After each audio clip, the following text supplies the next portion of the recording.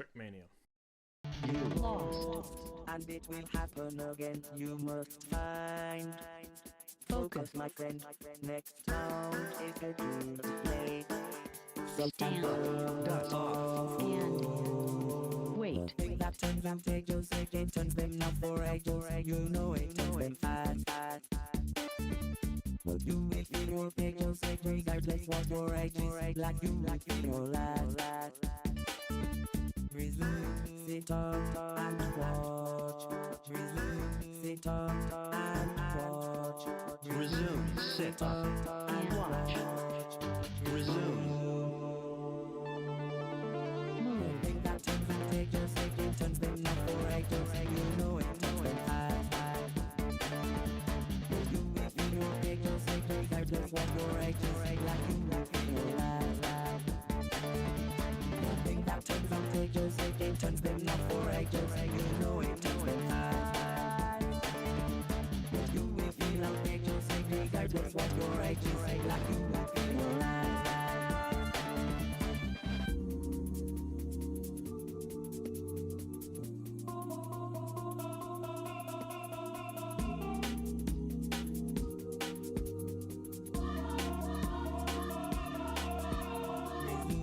Sit up and watch.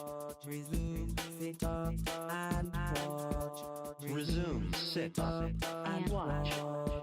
Resume. The thing that turns them take just like it turns them not for ages. You know it, turns them fast. You will feel your page just like regardless what your age is. Like you will feel your last.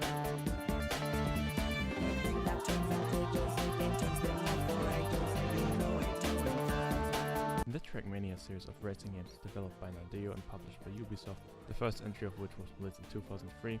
With Trackmania, back then the studio was on a Hong Kong-based publisher Inlight Software, was marketed with the slogan "Design it, build it, drive it." This slogan is what laid the foundation of the series going forward.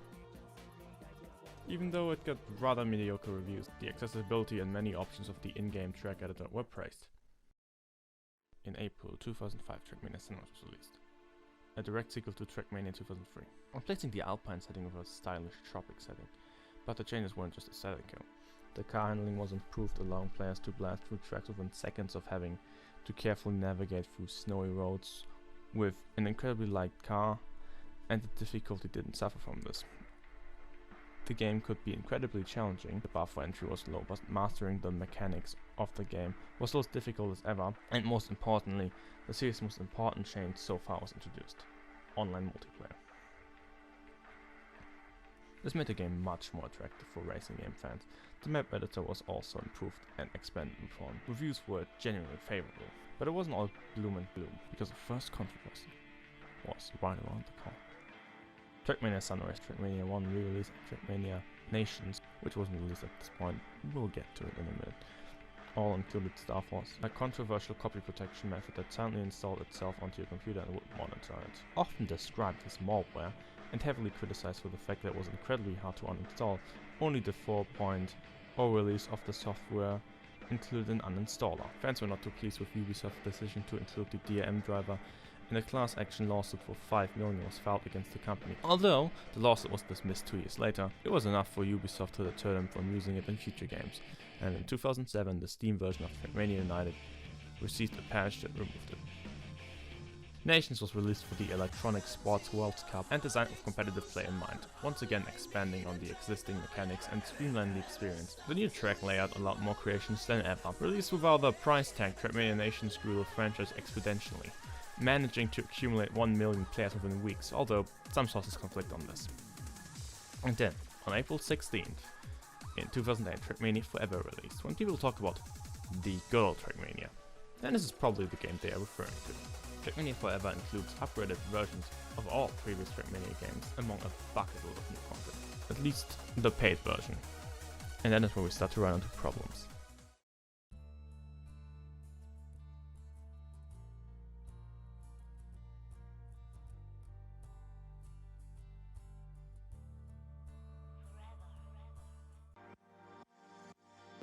Trackmania Forever was released as 2 separate games. Trackmania Nations Forever, which was a free-to-play re-release of Trackmania Nations and Trackmania United Forever.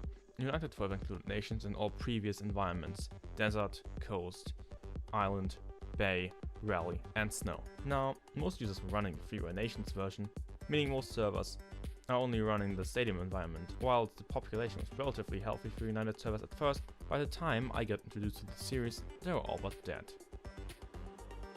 Oh, okay, let me back up here for a second, because I don't think I have properly explained why and so many other people enjoy the series so much. When you look at footage or screenshots of the game, you might think it's just like every other racing game, especially if you're not familiar with the genre. Trackmania is an arcade racer with an incredibly simple goal: to be faster than everyone else. But isn't that just every racing game, I hear you saying? And that is true, to an extent. The goal of the game is not what separates it from the rest, because a different player can pass you and reach the goal before you do, but you can still beat him. It's actually very common for the series. The only thing that matters is your best time for the entire race. Other drivers can't sabotage you because you're invincible to everyone else. You can reset the start in the middle of a round. The only thing that matters is that you got the goal in a fast manner. This small change separates us from pretty much every other racing game series. It might sound a bit complicated, but once you give the game a spin, you'll get the hang of it pretty fast. But there is a lot of depth to the mechanics of the game to get the best time. Players found exploits that would gain them an edge, and Nadeo didn't do anything to stop it. They embraced it. Competitive Trackmania plays on another level. 30 seconds left, still 3 checkpoints. How are they gonna do it? Well...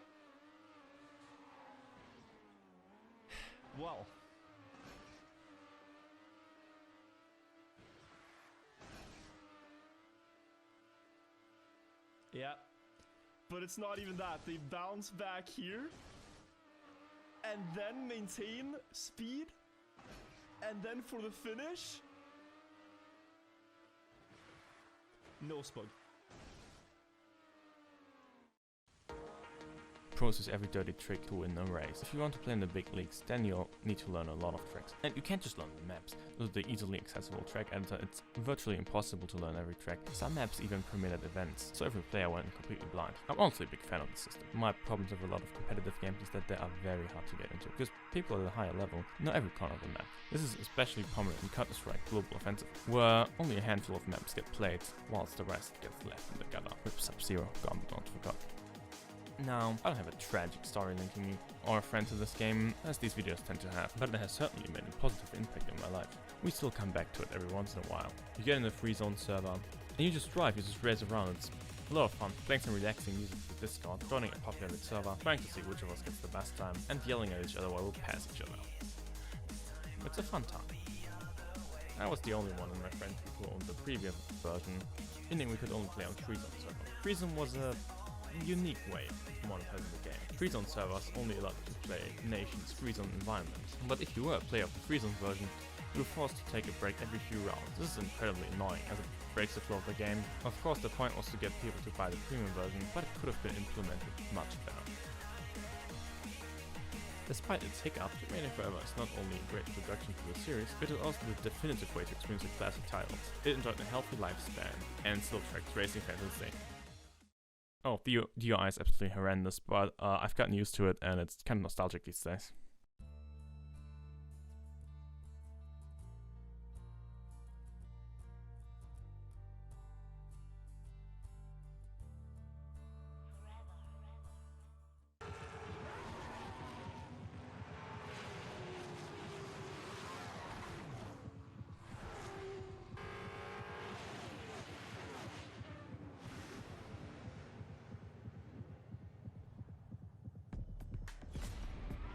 Launched in April 2011, Trackmania Canyon was the official sequel to Trackmania. All previous entries can be seen as one title due to the fact that United combined all of them. Assembled by the two, Canyon was a whole new entry.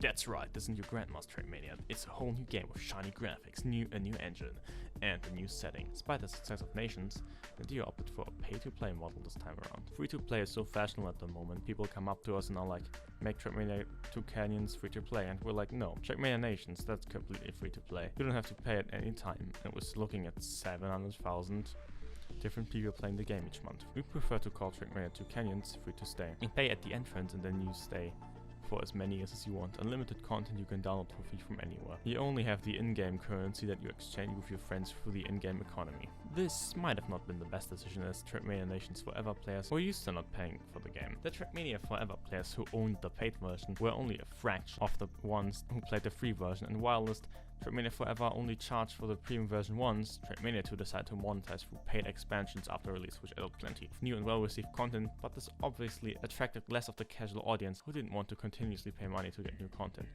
This was during the time when free-to-play was really taking off, and Trackmania, which has already established themselves as free-to-play, to take the opposite route was quite an erratic decision. I feel like nowadays this model would have been much more successful as more interactive media consumers are increasingly more annoyed at monetization through microtransactions and are more appreciative of straightforward releases that monetize actual content. At least when it's good. Trackmania 2 was good, like really good. To this day, this game has been my favorite game in the series. The title looks absolutely astonishing, which complements the aesthetic and superb racing experience. Valley especially makes you forget what you are playing is just an arcade racer. You just feel so immersed in the worlds that you just lose track of time. And once you were done with the campaigns, you could lose lots more hours in the community content. Trackmania 2 took community created content to a whole new level, introducing Mania Script, a scripting platform specifically designed for Maniaplanet. With this addition, players could completely mod the game and create their own expansions for the game. And the best part is, you can play these extensions completely for free. Just head on to the Maniaplanet website and download the free version, which has a rotation of community content. It's what the remaining players are playing anyways. There's so many great community expansions that I genuinely prefer the base game. There's Trackmania Rivals 2, which unfortunately is not often in the rotation anymore. Rivals 1 seems to be much more popular, despite the fact that Rivals 2 is multi-environment. Using multi-environment means that it's all environments mixed. It means there are cars from other environments and tracks. The tracks are rotation of environments. Then there's a recreation of the Nürburgring, which is the world's most dangerous racetrack, by the way. Well, legal racetrack, obviously. But it's using photo scans, and it's kind of rough around the edges, but it's still fun to just rush through. There's also Trackmania 2 Islands, which is a recreation of Sunrise, or a part of Sunrise. And it's a good pawn. Then there's Chase. Chase is also really good. Chase, it's a chase mode. You the police cars and normal vehicles, and the police cars chase the vehicles, and it's kind of like catch. It's fast as ever, while it's featuring plenty of content to keep players occupied. Unless you're really into Trackmania, you probably haven't played Trackmania 2, maybe Stadium or the demo version, but the casual player just couldn't get into Trackmania 2, and it never topped Nations in the player count. You can't just blame that on the fact that the game wasn't free, because the way Trackmania 2 worked was incredibly confusing. Trackmania 2 released a Maniaplanet launcher specifically designed for Trackmania and its spin-off games. Designing a launcher specifically for Trackmania showed that Ubisoft had a lot of confidence in the franchise, but it came with some problems. I'll be honest, I like Maniaplanet. It has a clean UI, it doesn't take your RAM hostage, it doesn't launch when you want it to. Origin, it's only better than Uplay. The problem was its integration with third-party platforms. When you buy one of Maniaplanet titles on Steam or the Ubisoft store, you can't launch it directly through the platform. Launching the game through another launcher just opens Maniaplanet, which is kind of annoying already, but most people are used to this at this point. The true problem lies in the fact that Trackmania 2's expansions are listed as separate games, so the game tracks each add-on individually. What's the problem? You launch one title and then switch titles from Maniaplanet, but Steam keeps tracking the title you started with. That and the fact that you will run into problems if you own the titles across multiple launchers or accounts makes the experience rather annoying. What I would have done, and this is such a simple concept, it's almost shocking that they just didn't do that, just offer a free version of Trackmania 2 on Steam and have the paid content as DLC, meaning you have one game, Trackmania 2, and then the DLC, Canyon, Valley, and so on and so forth, and then just install them through Steam and still track Trackmania 2 as one title. This would draw more people in with the free-to-play tag, because Trackmania 2 is technically free-to-play, via creating a free account and playing the rotation of community content. The Steam and Uplay release seems almost tagged on, because just Maniaplanet on its own is great. I mean, it doesn't even use Steam downloads, which Microsoft Flight Simulator was heavily criticized for. But Trackmania 2 released before refunds on Steam were even a thing, although people already know it the bizarre choice by then. And shoot Mania, I would just make that its own thing. Listen, these criticisms are minor things, but they add up. I can partially explain why the series faded from public consciousness. Revisiting the title for this video reaffirmed something I already knew. This game is my favorite title in the series, the aesthetic, the feel, the range, and diversity in environments, and the graphics. I've mentioned it before, but this game is just gorgeous. Conclusion, the game is great. buy it, just be prepared to face some bullshit.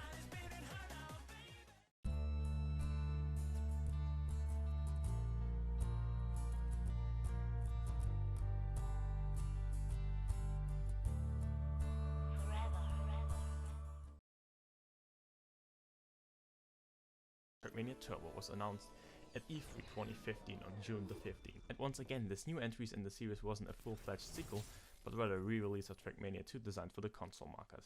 I wanna go over this fairly quickly. There aren't a lot of things to say about Turbo. It once again featured Canyon Valley Stadium in a brand new environment, Lagoon Roller Coaster. There were a few new additions such as a track generator, but the biggest change was probably the aesthetic.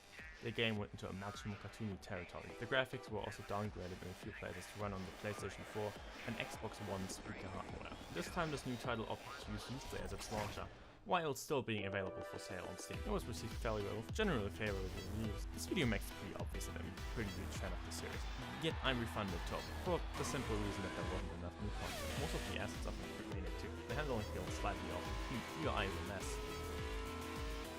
which you should already reuse it at this point, but it's still annoying. Putting Trackmania 2 on consoles with new content and without having to deal with Maniaplanet sounds like a great idea. But I feel like a straight up port would have sufficed. I just don't like the new car designs, but it's just my opinion. This game would have really benefited from the Switch release. I would have definitely purchased it on the Switch so I could play Trackmania to go, but I didn't, so.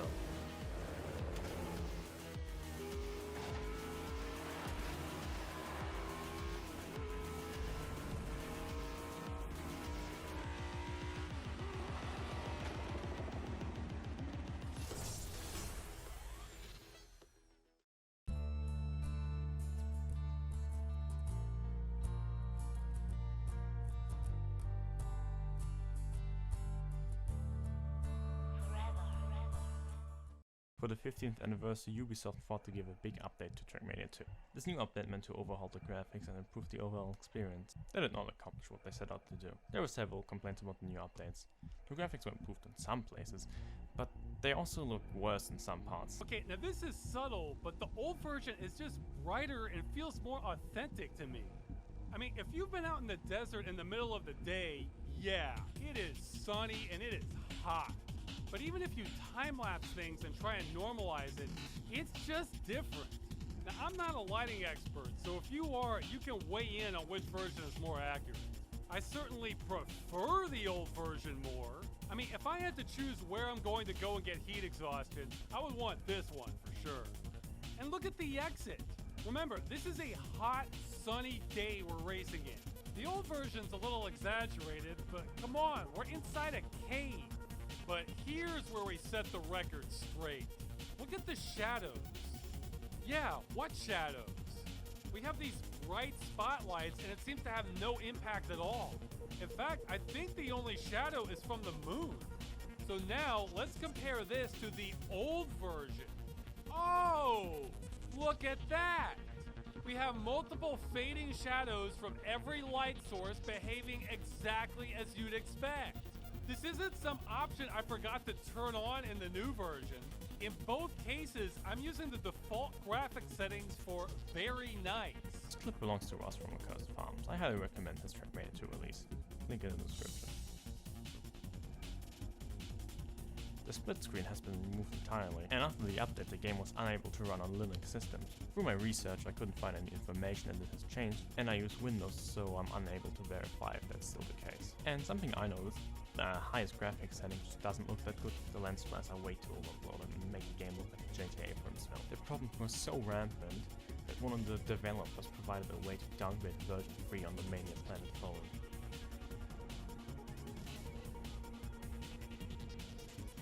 But hey, there was a giveaway for a shirt, pin, sticker, poster and a duffel bag. That's at least something. The game is still getting updates to this day, which is pretty commendable considering a new Trackmania title was released last year.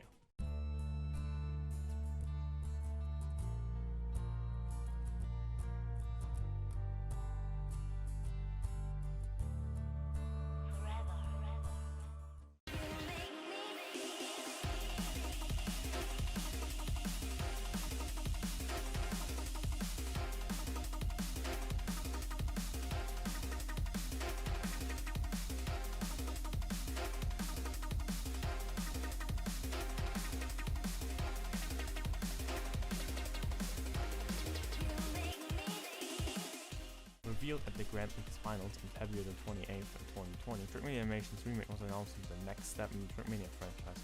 The Nations Remake was dubbed Trackmania Next by Insider and eventually was just named Trackmania, something I can't say I'm a fan of. To be released within the year and teased with a few screenshots. This new Trackmania title didn't dare to reinvent the wheel, but it wanted to bring Trackmania back to its former glory, or even to new heights.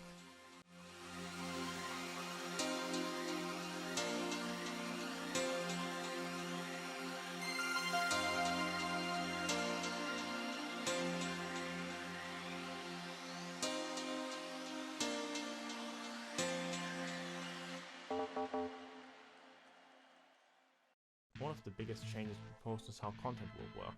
Instead of launching with a few campaigns, Trackmania 20 aimed to release on May 5 but was delayed to July 1, wanted to try something new, with seasonal content which would give us a new campaign every 2 months. The game went into controversy because of its monetization once again. And this time, even before its release, you pay at the entrance to the new state for as many years as you want. The sentiment was completely disregarded as Trackmania 2 opted for a subscription-based model. Trackmania 2 was announced with 3 tiers: Starter Access, Standard Access, and Club Access. Standard Access costs $10 per year, Club Access costs $30 a year, or $60 for 3 years. Going for a free-to-play model seemed to be the right move, as Trackmania Nations Forever still remains the most paid entry in the series, but at $30 per year subscription for the highest tier seems pretty steep, especially considering you can get unlimited full access to United Forever for the same price, which also includes multiple environments. But wait, Trackmania 2 actually isn't subscription-based. That is right, according to Ubisoft. Paying a yearly fee to access higher tiers does not constitute as a subscription. Actually, it's not a subscription model, but an access to the game for a limited time. You pay for having access to the game for one period and that's it. When the time is over, you have to buy the game again for the time that you want to access it again. Yes, that is what a subscription is. Not auto-renewing still makes it a subscription. Just saying it's a subscription-based game would have sounded better. This just reinforces the idea that you don't have ownership of the game. Ubisoft Nadeo managing director Florent Kasteleinarek, or however you pronounce his name, eventually backpedaled, saying that yes, it is a subscription-based game, but it's not the point. Which is about the biggest non-apology I've ever heard, and seems rather insulting. The question is that for online games that can benefit from support for years, what is the best model for each game here? This is a valid point, as long-term release support for a game can be much more beneficial than releasing an online title, squeezing some money out of it, and move on to the next title and letting the entry die. In Call of Duty series, a franchise paying so pumping out low-effort garbage every year has found recent success with Call of Duty Modern Warfare Warzone through regular updates and free content after release.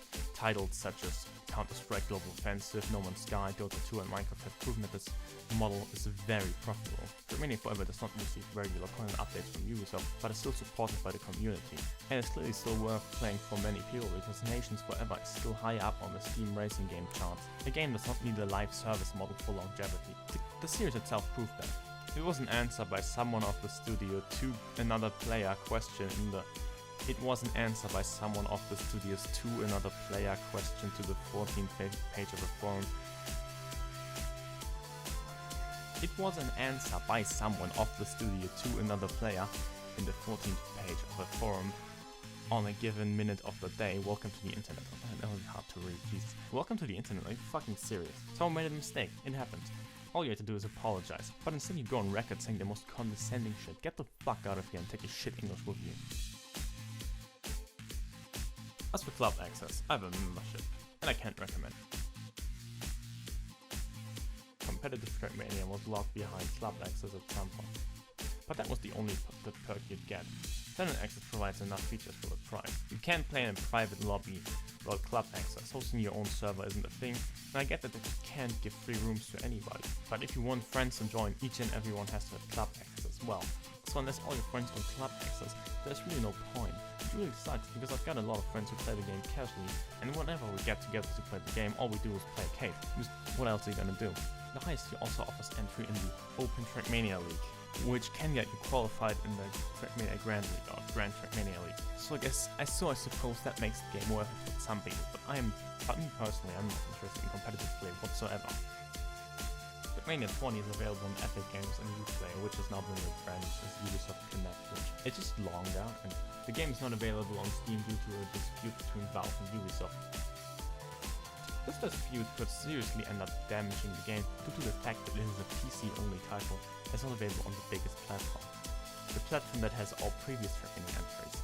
Nations Forever still remains one of the top racing titles on Steam, as I've already mentioned before, even as the Trackmania brand is fading from public consciousness. Trackmania 12 is marketed as a Nations remake, but I had hoped that at some point we'd get other environments. Fully Blown United Forever remake would have been an absolute dream. There haven't been many additions to the game besides new campaigns since last year, and remaking the other environments unfortunately does not seem to be in the cards at the moment. Allowing the club tier to access all environments without any additional price may be worth the price and would make a lot of people consider paying for the highest tier. But the current focus seems to be completely on Stadium. The game was designed with the competitive scene in mind, and only the competitive scene in mind. At least that's how it feels. And it's working. Trackmania 20 has been regularly in the top 20 most streamed games on Twitch, and it's certainly more successful than Turbo or 2 ever was, and has reached new eyes that didn't know that the franchise existed beforehand. There's also Trackmania YouTuber Virtual, who's just been blowing up recently, with videos of his getting millions of views, and he's been making Trackmania content for years at this point. As soon as Trackmania 20 came out, he's just been grinding, making banger after banger, and they're really good videos. I highly recommend his channel as well. But his success shows that there's at least public interest in this series, so we are on the right track. But once again, I just feel like there needs to be more content for longevity. The community once again is doing amazing things. War Owl's third law of Counter-Strike. If a game supports custom maps, there is a Dust 2.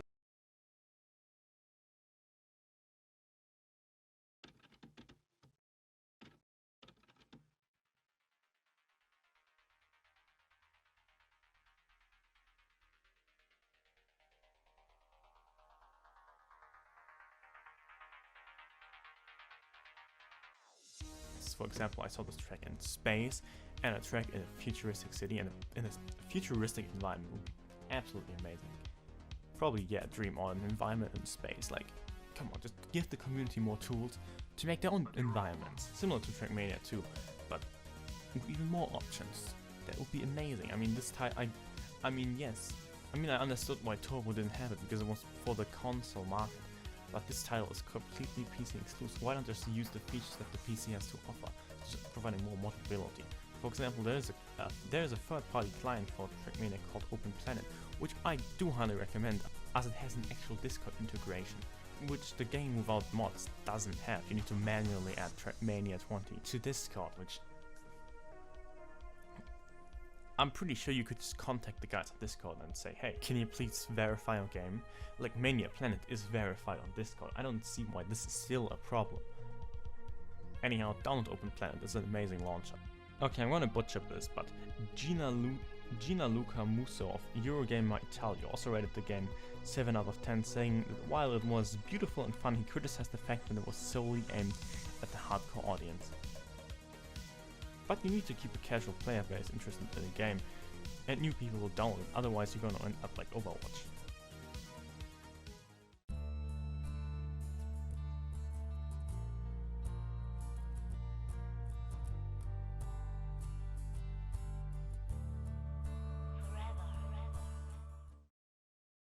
Ubisoft unveiled a new update recently, which added official 3v3 matchmaking. It's currently in beta. More competitive content, yay. A proper competitive mode is actually a really good idea. I was actually really excited to give this one a spin, so I grabbed my buddy Isaac, who's much better at this game. And then we found out we couldn't do. For now, you can only compete your team with strangers through matchmaking according to your rank. Once you are ready, click on play to start a race. That is kind of a bummer, so we went into a separate lobby and played a match. And, well, we just weren't having fun. I can't give you a detailed analysis why I haven't been enjoying the new mode, but part of it is that it just feels like a normal race, except not collisions. But 3v3 is just get to the finish line before the other team. Which isn't bad per se, standard racing game format is still fun. But I feel like if you want to make 3v3 the premier competitive mode, Trackmania 3 is now presented as the premier matchmaking. It is the competitive game mode. And I feel like it's just doing a disservice to what Trackmania has. I'm always for new game modes. I'm glad they added this, but I feel like if you're talking about the competitive Trackmania, a mode specifically designed for competitive play, which is going to represent Trackmania to those who are interested in competitive play. Because if you are interested in competitive play, this is the mode you're gonna try. There's just so many better competitive racing games who do the classic racing concept, and I feel like Trackmania should stick to its guns with this mode, and classic 3v3 should maybe just be a casual game mode. But hey, that's just my opinion, and it is in beta. I really hope that the team at Nadeo is listening to feedback and criticism, not just saying welcome to the internet and proceeding to continue to make bad decisions. A lot of the people working on the series do a really good job, and they seem like they care. But there currently aren't a lot of things to keep me playing. I'll definitely give 3v3 another shot once I have the ability to play with friends. In the meantime, there are Trackmania 2 and United Forever to provide me with plenty of content, probably for years to come. But if there's one thing that I'm sure about, is that Trackmania is forever. Whatever happens in the future, it won't take away how good the series' best games are. I wish the team at Nadeo the best, Trackmania 20 or any other future projects, and maybe one day they can shape Trackmania 20 into an unforgettable experience as well, played for generations to come. Maybe one day it'll become the game was meant to be. In conclusion, would I recommend the Trackmania series? Absolutely. I wasn't even that big into racing games before playing Nation. United Forever contains all the titles you need, and Trackmania 2 is worth picking up on a Steam sale. As for Trackmania 20, it's free, so might as well give it a spin. You might enjoy it more than I do. If you're looking for a competitive racing game, well, you have a game that is supported by the developers and still has community content. Well, that was enough racing for one day. I feel like going into the woods and collecting pieces of paper.